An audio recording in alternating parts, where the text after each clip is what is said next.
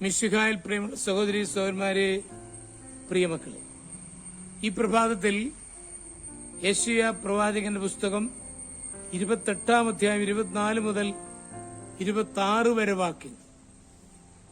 The book of Isaiah, chapter 28, verses 24 to 26.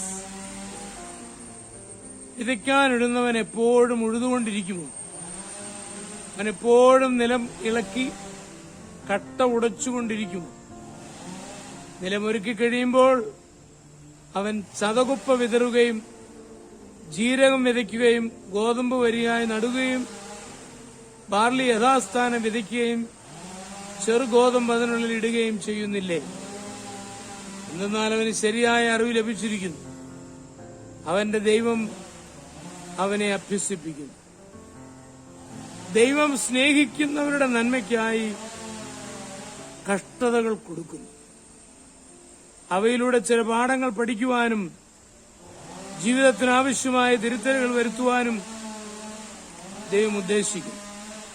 നാം പാഠങ്ങൾ പഠിച്ച് ആവശ്യമായ തിരുത്തലുകൾ വരുത്തി കഴിയുമ്പോൾ കഷ്ടപ്പാടിന് വിരാമമുണ്ടാകും. പ്രവാചകൻ ഈ ആശയമാണ് പറയുന്നത്.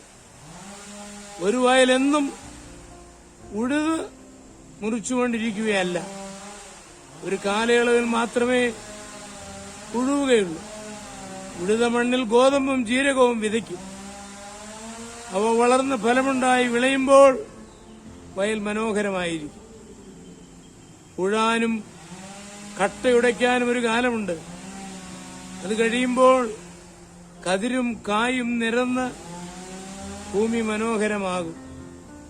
അതുപോലെ കഷ്ടപ്പാടുകൾ മാറുകയും സന്തോഷകാലങ്ങൾ വരികയും ചെയ്യും.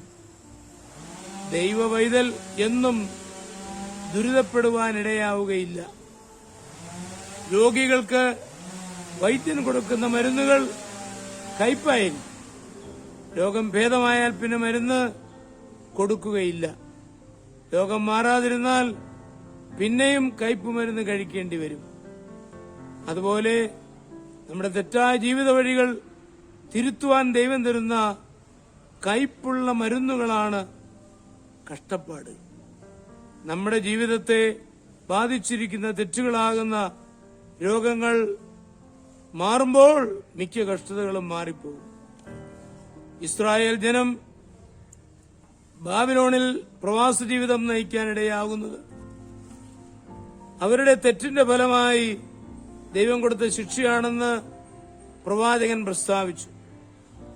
ഈ വാസ്തവം മനസ്സിലാക്കി സ്വയം തിരുത്തലുകൾ വരുത്തി ദൈവഭയത്തിൽ ജീവിക്കുമെങ്കിൽ വീണ്ടും ശുഭകാലം വരുമെന്ന് പ്രവാചകൻ വിശ്വസിക്കുന്നു. നാം ദുരിതം നിറഞ്ഞ ഇടനാഴിയിൽ പെട്ടുപോയേക്കാം. രക്ഷപ്പെടാനുള്ള വാതിലുകളെല്ലാം അടഞ്ഞുപോയതുപോലെ തോന്നും.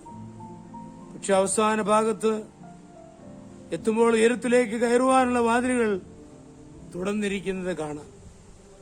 ജീവിതത്തിലുണ്ടാകുന്ന മുറിവുകൾ എന്നും നിൽക്കുകയില്ല, അവ ഉണങ്ങിപ്പോകും. നമ്മുടെ കർത്താവ് യേശു മിശിഹായുടെ കൃപയും പിതാവായ ദൈവത്തിന്റെ സ്നേഹവും പരിശുദ്ധാത്മാവിന്റെ സഹവാസവും പരിശുദ്ധ അമ്മയുടെ മധ്യസ്ഥതയും നിങ്ങളെല്ലാവരോടും കൂടി ധാരാളമായിട്ടുണ്ടായിരിക്കും, എപ്പോഴും എപ്പോഴും എന്നേക്കും.